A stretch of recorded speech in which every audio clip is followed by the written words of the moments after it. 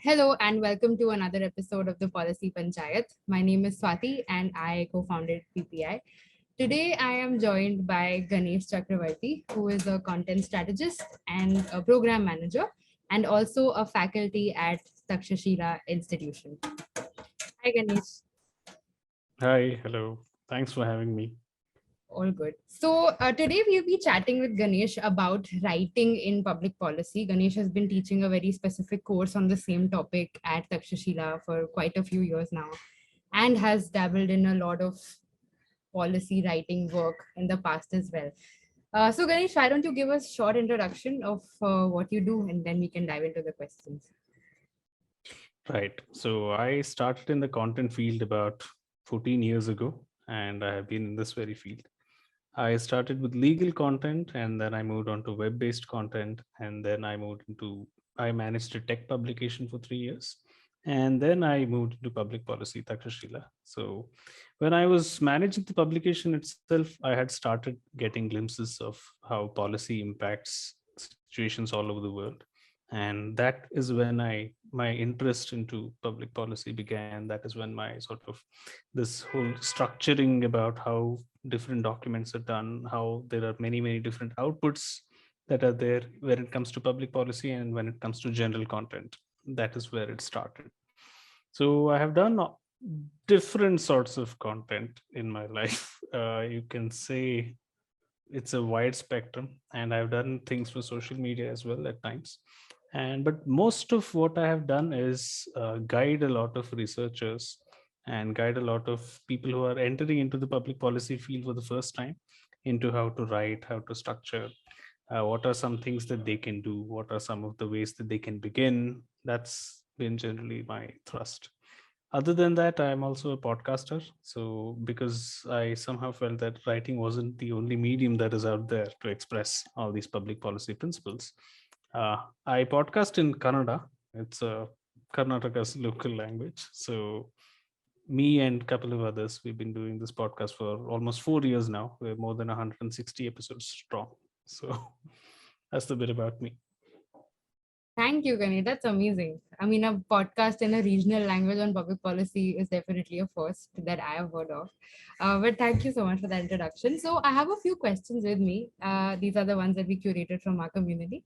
And I thought that these would best define the flow of the entire conversation as well. So, I'll dive right into it. And the first question is that what is the scope of writing in the field of public policy? I mean, a lot of young people are coming in are looking for opportunities for writing. So if you could just give a gist about what the space looks like for aspiring writers. Right. So when it comes to writing for public policy, the spectrum is very wide. So I'll just bifurcate it into two separate things so that it becomes easier to speak about it. First is writing for specifically policymakers, ministers, legislators, all of these things, right? People in positions who are actually having the influence to alter the policy, change certain policies, or maybe bring in newer improvements, addendums, and all of that. The writing for this particular set of audience, if I may use that word, is usually of an academic kind because that involves a lot of research, that involves a lot of introspection, a lot of insights, understanding data analysis, looking over the past performances of all of these policies, and then devising your own recommendations. This kind of writing is usually given to policymakers and all of that so that they can look at everything in a bird's eye view, because a lot of times policymakers, when they're working on a particular policy, they'll get so immersed in it that it might be difficult for them to get an outside view as well. And that is why they liaise with a lot of companies outside. When I say companies, these can be research organizations, non-governmental organizations, think tanks, and all of such things, which are the companies which are actually in the space of research and that they can impart certain knowledge and very useful insights so that policy can be implemented. This usually comprises, like I said, research content, legislations, discovery papers, and things like working papers, white papers, fact sheets, and all of these things. So that's a bit of a specialized route that you need to take. It is useful if you already have a little bit of experience in all of this, because when you're recommending to policymakers directly, the tone of it, the style of it, all of it changes. The other bit of it is preparing documentation for public consumption, right? In the sense, you have a lot of people. Public policy directly impacts people, and there is a huge need for documentation, guides, ideas, commentary, op-eds, blogs, Instagram posts, and all of those things. These are things that are designed to inform the public about public policy itself. And to a great extent, public policy was relegated to the realm of public policy makers, the politicians, the academics. But now you see there are many organizations that are coming in place that are improving public participation in policy making, like yours, PPI itself, right?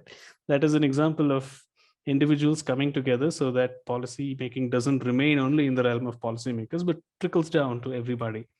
And there is a feedback mechanism in place that goes back to the policymakers. So when you go into that arena, the style of writing that you do changes.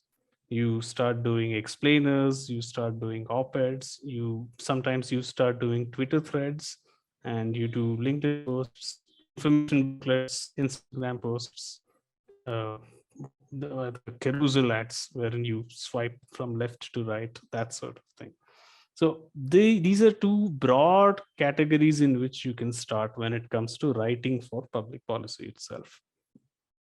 And when I use the word policy maker, right, that's another thing that I usually add. Policymaker may not necessarily be relegated to somebody in the government itself, right? It could be somebody in a private organization who's drafting policies based on the government mandates of where they are based. Your recommendations and your documentations could be for somebody in that position as well. So there is definitely a lot of overlap and whole lot of things, but these are broad categories where if you want to start, you can look. Great, thank you. Um, so the next question sort of ties in with this one. You spoke about, people who are new, how can they sort of start off with understanding and, of course, actively participating in writing for this space. So according to you, what would be, say, three things somebody who's new should be mindful of, like while writing? Maybe you can also try and say what would make for good writing in public policy along with that. Right. Actually, I'll start with a good writing bit, right? Uh, what makes good writing? That's a difficult question, and it is subjective in a lot of ways. But there are three very key things that good writing does, right? One is that it is descriptive in nature, in the sense you have a whole bunch of things, lots of data, lots of different ideas, original papers written by others, lots of research content. The descriptive element of that, right? I mean, what exactly is the story around it? That is one of the best things that good writing does. It is able to identify stories which are trapped among very heaps of data, that sort of thing. That is one thing that good writing does. The second thing that it does is that it is highly evaluative in nature, in the sense you have certain things that have worked for a particular public policy, right? What has worked, what already exists, whether it is actually a remedial measure to a public policy problem that is already prevalent. That is another thing that good writing always does. The third bit is again solutioning, right? In the sense you have certain set of problems, you have a certain set of solutions that already exist. What are some additional things that can improve the efficiency of this? What are some things that can or come up with entirely new alternatives to the problems that exist? Writing that specifically highlights these three things, right, that I consider to be very good writing. And if anybody new wants to approach this, these are good starting points to think about. What exactly are you trying to do about a public policy problem that you are passionate about? Do you want to give a description, in the sense, do you want to tell people what exactly is the problem, what exactly is the data that is out there is trying to tell you? Or do you want to analyze, right, evaluate what exactly is, what are the solutions in position, what are there in place, what exactly can be done? The third bit is exactly solutioning, right? What additional things can be done? How can it be refined further? How can it be done? What can be done differently? That sort of thing. If you have never done any sort of writing before, the best way would be to ask yourself some very leading questions, right? In the sense, uh, what are you passionate about, right? If what exactly, what policy are you really concerned about? What exactly do you think you have a certain expertise, or just curiosity to explore further? A lot of times, curiosity itself is enough for you to get started in writing, because we are talking specifically about writing. Mere curiosity is enough for you to start looking at public policy problem and writing about that as well. As to what they can start writing about, it's a very open field right now. I Mm. mean, you can start with just simple blogs, you can start with op-eds, you can start posting Twitter threads, you can start engaging on social media with other individuals who are proposing certain issues, right? That itself also creates this circle of conversation around things which can yield better insights. And if there is a cluster of ideas from different people around a specific thread, even on social media, a lot of that can be used, synthesized, crystallized, and then made into a very specific writing output. So it's a very vast thing, and you have a lot of avenues now to start. Right. Great. So the next question is, I think again flows from this one and is one of the most asked questions. That what Okay. kind of writing samples are organizations looking for when you apply there for an internship or a job? This has almost become a non-negotiable in a lot of policy Yeah. topics, the writing samples. So people are like, okay, what should I even submit? Right. So that is highly dependent upon the position that anybody applies for, right? And because we're speaking about public policy positions can be along the lines of conducting research, or providing some sort of solutions, or managing a certain set of stakeholders, creating strategic communication measures around outputs that already exists, right? So, this is not an exhaustive list, there can be many more. So it is dependent largely upon the position that they are applying for. That is the first thing that an individual, before submitting a writing sample, should check for. What is the position that you're trying to apply for? uh, and the research that they do should also be along the same lines. If they are applying for, say, a research position, what is the kind of research that the organization they are applying for involves in, right? That is something that they need to look at. Depending on what, if they got that figured out, the next bit is relatively easier. I will not say it is easy, but the next bit is relatively easier, in that you look at the kind of outputs that are already out there from the organization, right? And that gives you a better idea to sort of match your tone and style and the ideas of your supposed writing sample over there. Most organizations, whenever they look for writing sample, is they are looking for alignment. And when I say alignment, they're looking for whether you are able to think along the same lines as they are. And it need not be 100%, but they're looking more or less for alignment in the ways that you think, the way you structure, the way you communicate, and what you choose to place more emphasis on, right? That's the objective of asking for a writing sample. So this is a good way to do that. Look at the position that you're applying for, see what sort of literature is out there from the company that you're applying for as well, and then try to match your outputs alongside. If you already have writing samples published, that is always a plus, because the more samples you have in established publications, the better your credibility and chances. Even if you don't have it, that is not a problem. And a lot of them might think of it as a sort of a handicap, but it is not. you can definitely start write a piece based on the objectives of the organization you're applying for. That will always give you a very good chance of getting through whenever you submit your writing samples. That's very helpful. Um, so, Ganesh, you spoke about research while you're writing, and a lot of people ask that now that they're just starting out in public policy, a lot of them don't have very strict opinions to be writing an opinion piece in the first place.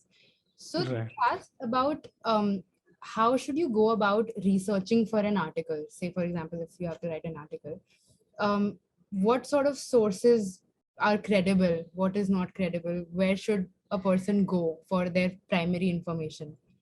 This was a common Right. question. Yeah. Again, it's a very wide arena to cover.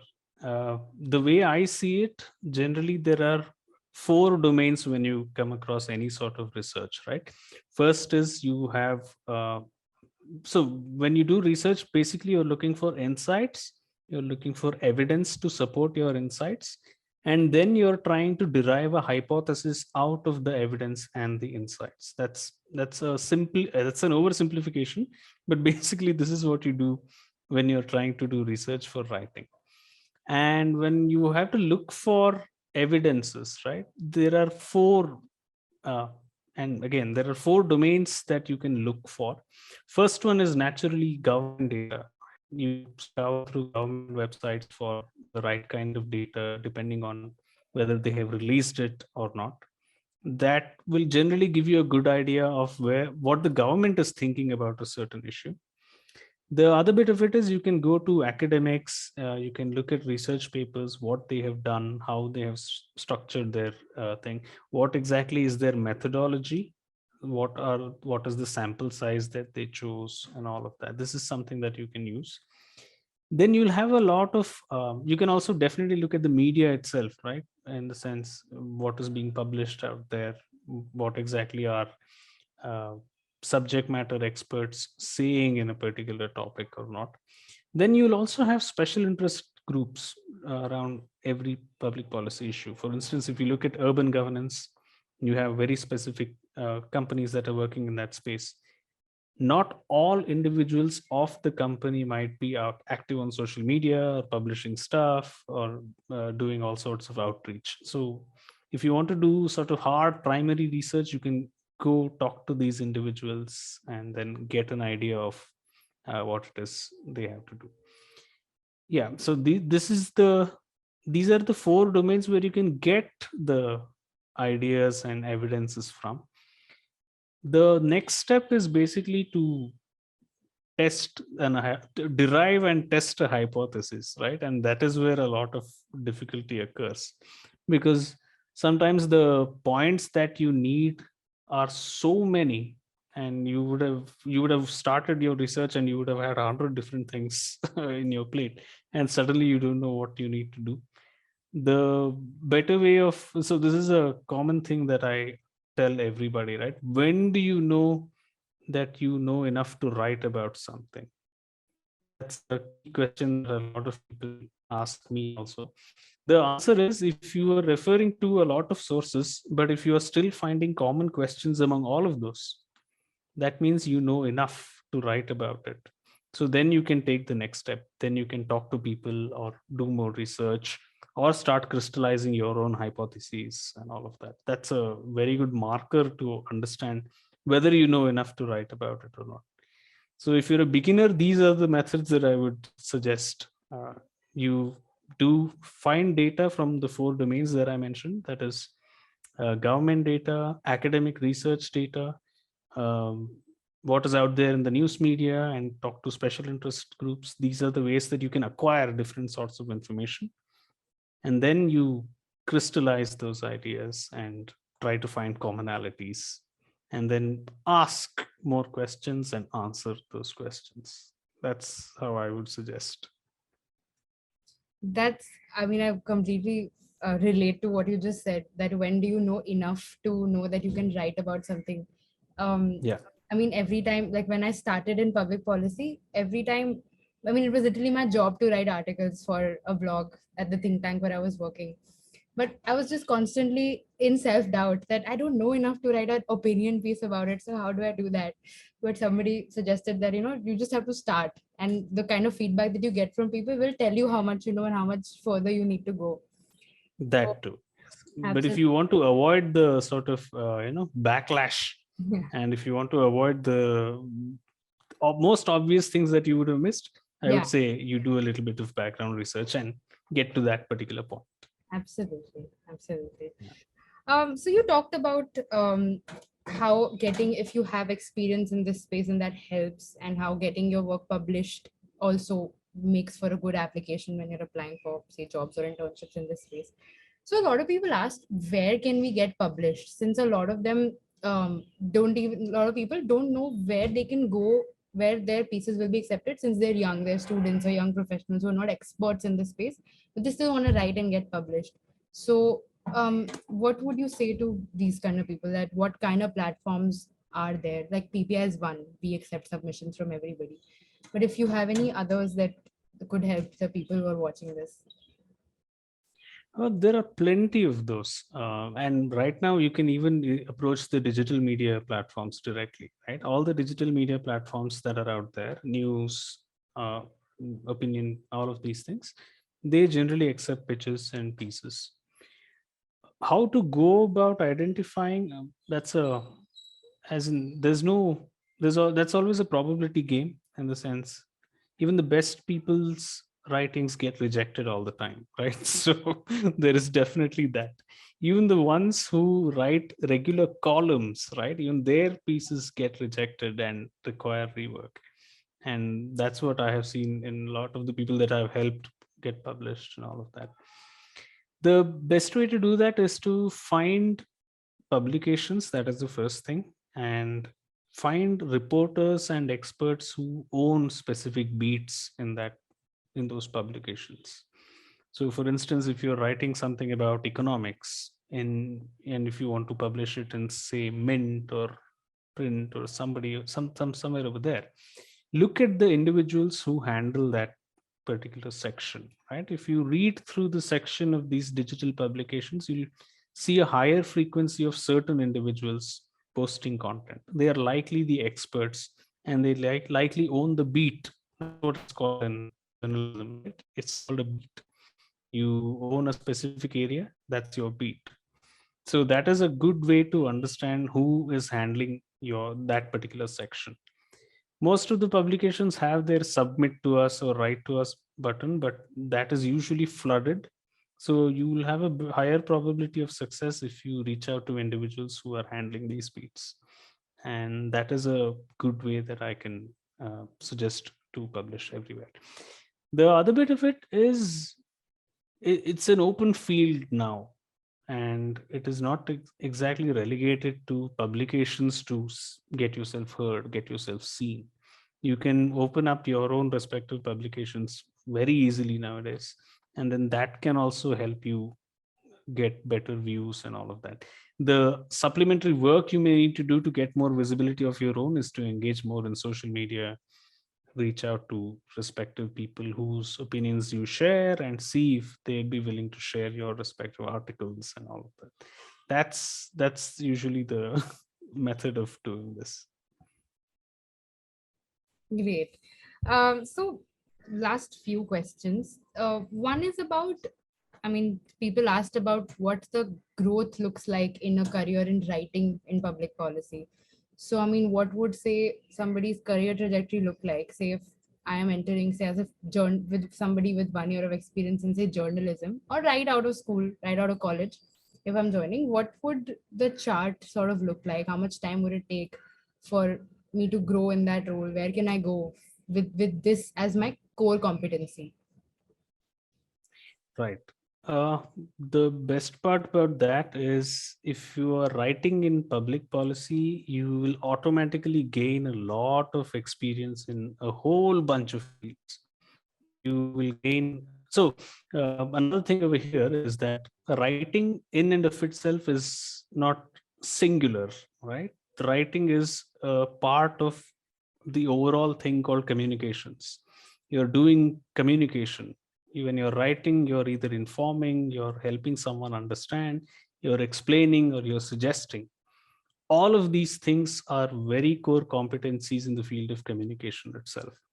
And if you're used to speaking to a large audience, which naturally you will be when you're writing anything in public policy, then automatically it gives you a jump in that particular arena. You can go a long way in the field of communication itself. The other bit of it is you can go into crisis communications, you can go into public relations, you can go into a whole lot of other things. And you can also eventually, a lot of people enter the academia as well, right? It's not just these private entities that you can get into. The beauty is it is so interdisciplinary that the field entirely opens up. All of the other fields start opening up to you. This is far different to being a writer in a solitary way, like writing books or fiction or other things, because that will relegate you to a certain sector. And every other skill that you will need to acquire in addition. But if you're writing in public policy, a lot of these will come naturally to you.